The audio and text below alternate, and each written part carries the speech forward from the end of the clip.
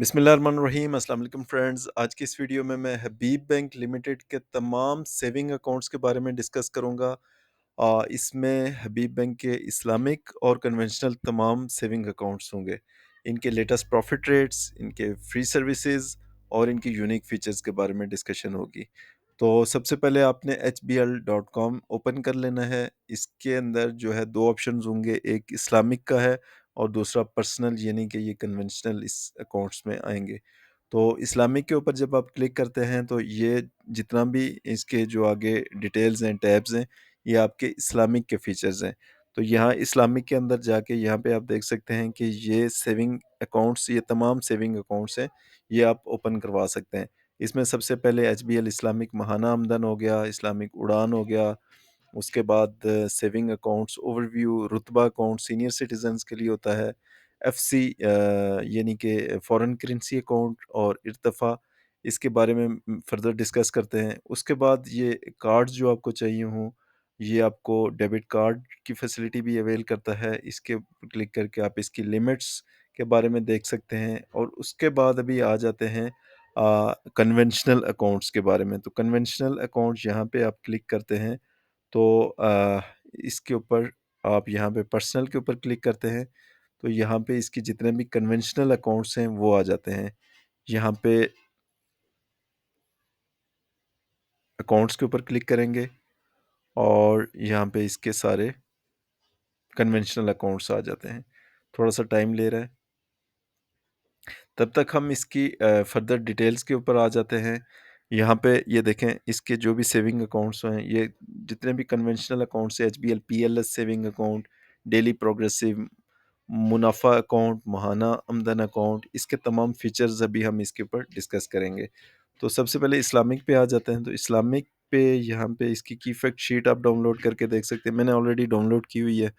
तो यहाँ पे आप देखें कि HBL Islamic PLS saving account, ये पुराना अकाउंट है और ये बेसिक इनका अकाउंट है। उसके बाद अल मुख्तार अकाउंट, इर्तिफ़ा, ये ऑलरेडी जो बता चुके हैं इसके।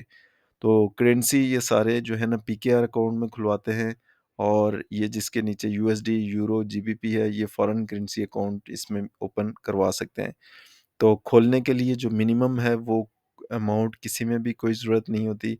जस्ट अल समरात अकाउंट फ़िक्स डिपॉज़िट है, इसमें मिनिमम 25,000 का डिपॉज़िट चाहिए होता है, बाकी ज़ीरो बैलेंस के साथ आप ओपन करवा सकते हैं। रखने के लिए भी इसी तरह से आप जो है ना मिनिमम इसमें कोई भी अमाउंट इसमें नहीं रखने की ज़रूरत है। लेकिन ये जो निसा तवाफ़र अकाउंट हो गया और निसा तवाफ़र प्लस अकाउंट है, इसमें 35,000 रखते हैं तो तकाफ़ल कवरेज और इसके अलावा फ्री फैसिलिटीज़ आपको मिलेंगी। लाइक आपको ATM चार्जेस के चार्जेस नहीं देने पड़ते और इसके अलावा कुछ आपको मज़ीद डिस्काउंट्स वगैरह मिलते हैं।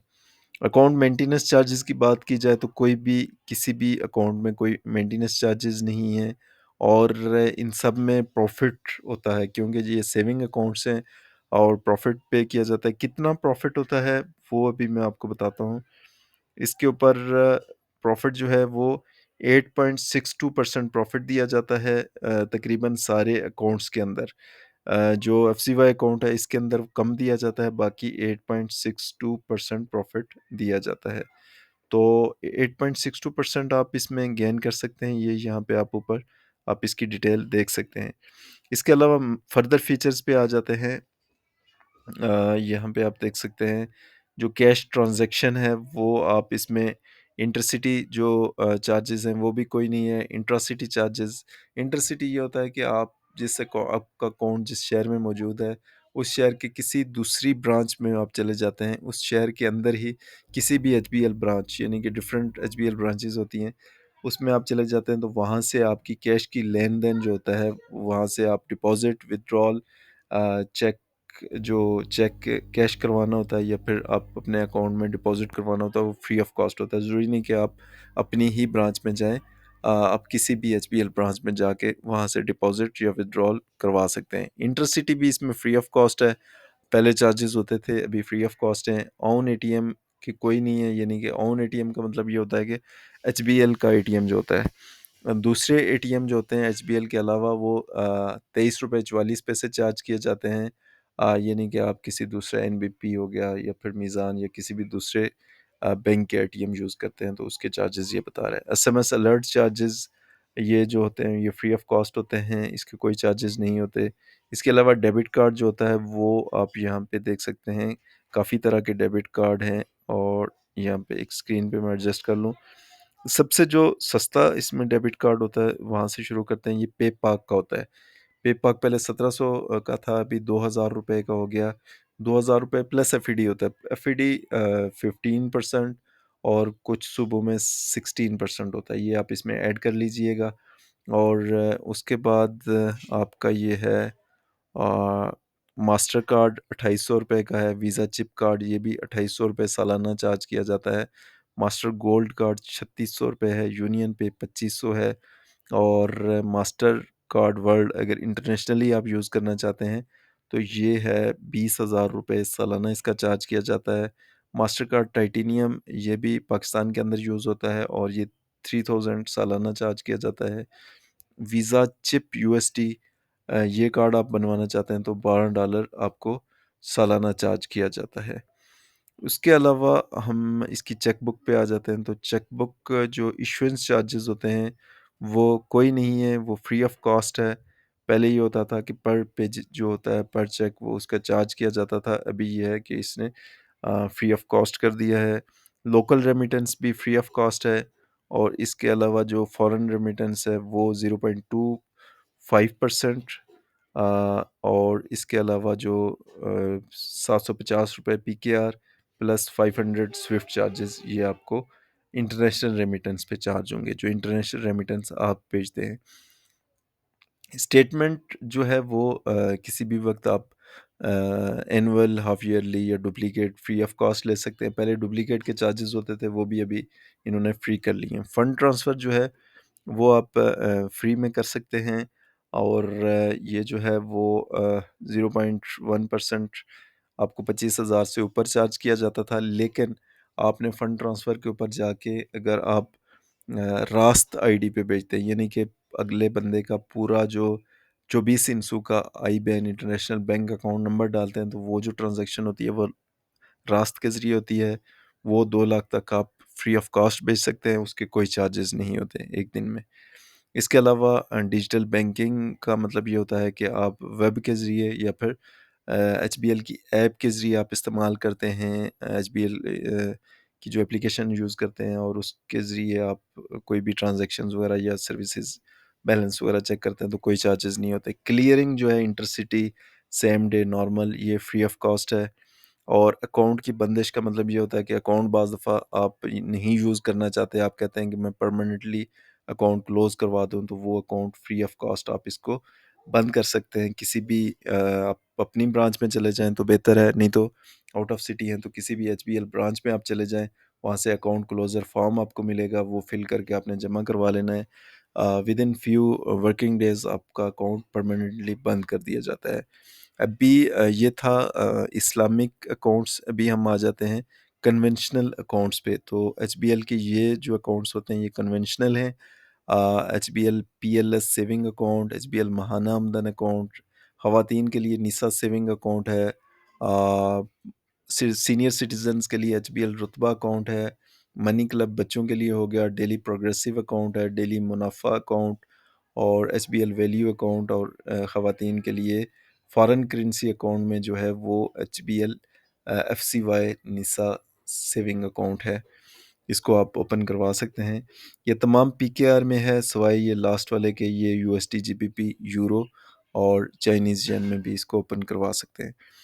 तो इसमें रखने के लिए 40,000 अगर आप इसमें रख लेते हैं तो आपको एटीएम की सर्विसेज और इसके अलावा एटीएम की फ्री सर्विसेज जो सालाना कटते हैं वो नहीं कटेंगे और इसके अलावा और भी आपको डिस्काउंट्स मिल जाएंगे। अकाउंट मेंटेनेंस फ़ी जो है वो ₹49.88 इन अकाउंट में काटी जाएगी। पहला जो एचबीएल पीएलएस सेविंग है इसमें अकाउंट मेंटेनेंस चार्जेस कोई नहीं है और लास्ट वाले में भी नहीं है। इसके अलावा ये जो दरमियान वाले अकाउंट्स हैं इनमें ये अकाउंट मेंटेनेंस फ़ी है। उसके बाद प्रॉफ़िट दिया जाता है या नहीं, चूँकि ये सेविंग अकाउंट है तो सेविंग तमाम अकाउंट्स के अंदर प्रॉफ़िट दिया जाता है। तो ये जो लास्ट वाला है एफसीवाई अकाउंट, इसमें जो है 1.25% तक का प्रॉफिट दिया जाता है, और बाकी जो अकाउंट्स हैं इसमें 10.50% तक प्रॉफिट दिया जाता है। और ये 10.50 का मतलब ये है कि 1 लाख के ऊपर 10,500 रुपये आपका साल का बनता है। और ये जो डिस्ट्रीब्यूशन होती है प्रॉफिट की, वो हर मंथ के एंड पे आपके अकाउंट में पोस्ट कर दी जाती है। तो बाकी जो है, ये आप इसमें फर्दर इसकी जो फीचर्स हैं वो अभी हम यहाँ पे देखते हैं। कैश की जो ट्रांजैक्शंस होती है वो इंटरसिटी जो है वो 625 रुपये फ्लैट है, और विथड्रॉल जो है वो 5 लाख तक जो है वो 370 रुपये फ्लैट है। और इसके अलावा जो इंट्रा सिटी है, यानी उस शहर के अंदर अंदर किसी भी आप एचबीएल ब्रांच में विज़िट करेंगे तो वहाँ पे फ्री कैश का लेन देन होगा, डिपॉजिट और विथड्रॉल फ्री होगा।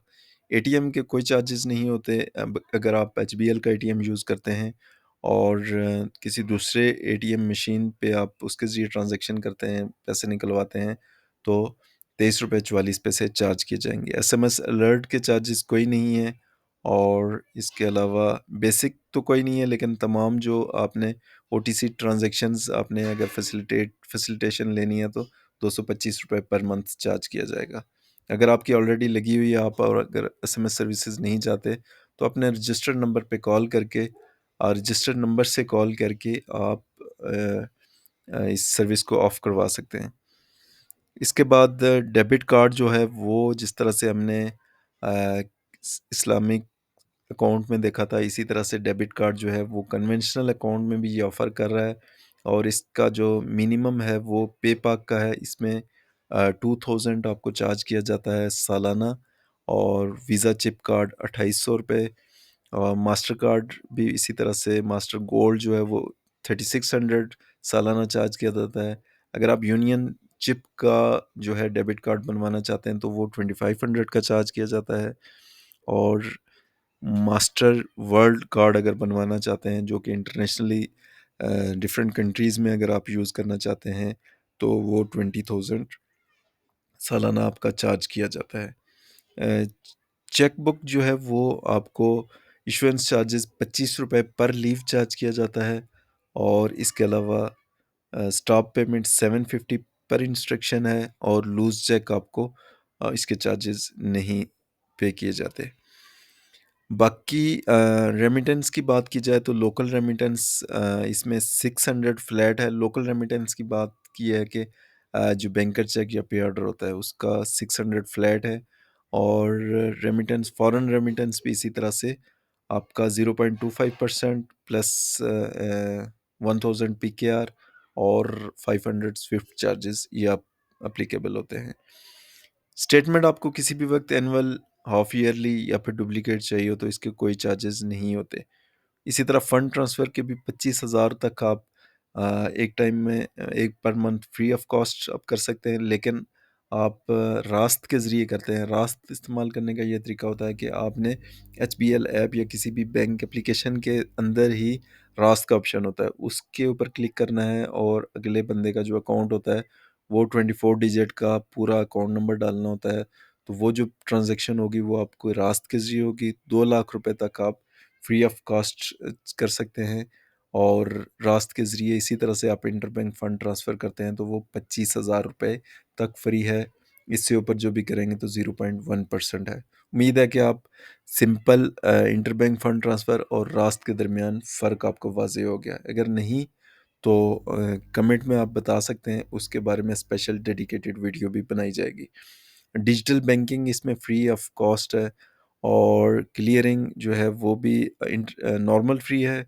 इंटरसिटी 400 है, और सेम डे ये 500 है। और उसके अलावा आप अकाउंट बंद करवाना चाहते हैं तो इसके कोई चार्जेस नहीं है। किसी भी नज़दीकी बैंक से जाके आपने अकाउंट क्लोज़र फॉर्म से अपना अकाउंट क्लोज़ करवा सकते हैं। तो ये थे लेटेस्ट प्रॉफिट रेट्स। आप अगर ये वीडियो लेट देख रहे हैं तो कमेंट में आप बता सकते हैं किस अकाउंट का प्रॉफिट रेट चाहिए। एचपीएल के अलावा तमाम बैंक अकाउंट्स के, तमाम बैंकों के तमाम अकाउंट्स की जो सेविंग अकाउंट्स के प्रॉफ़िट रेट होते हैं, वो इस चैनल पे दिए जाते हैं।